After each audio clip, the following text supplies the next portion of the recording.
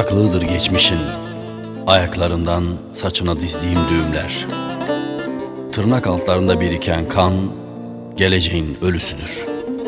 Bilemezsin ve mintanını çıkarır atarsın. Bir tablo ederidir çıplaklığım, bir de namahrem. Göğüslerinden akar, diz altlarından öperim. Çemberde acı takibi hayatım, gece nasıl çöker bilir misin? Çökmez. Ya sen düşersin ya da gece diye karanlığa seni.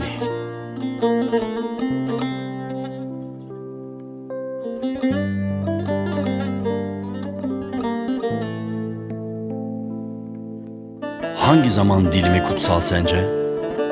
Sureti celallenmek olan nevrotik sendromlu hayatlar yaşarken, silüeti putlaşmış kangren düşünceler. İyisi mi? Biri beni vursun, biri bizi vursun. Zafer iki parmak arasında değilken, aşkın iki dudak arasında olduğunu düşünmek. Bir nota ve sol anahtar, sus. Virgül gibi haznede su, kemalsiz, ayarsız düşler misali, akıyor, ağlıyor. Tut derininden. Kanar durmaz bütün ütopyalar. Azlettim ömür törpüsü hezeyanları. Yokluk cehennem değil, dibidir cennetin ki iç içedir.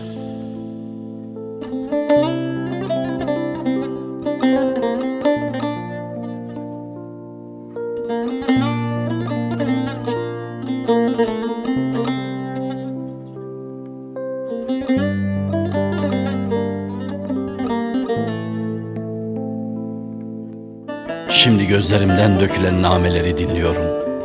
Uzun hava, susuz, sek.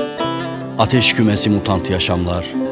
Meteor selfilesi bozgunlar düşerken yağmura takılan gece sessizliği. Vuruldum inceden, inceden. Sabahın mistik kokusu sulanmış gözlerin kurumuş pınarlarına dokunurken, içinde kulakları sağırlaştıran duyulması güç bir ses. Sızı eşliği, dairesel teğetler, pergel ölçüsü uzantılar, u çeken hayatlar, hu çeken benzemezlikler, yok ile hile, hiç ile çile, sesin sessiz doğuşu içinde.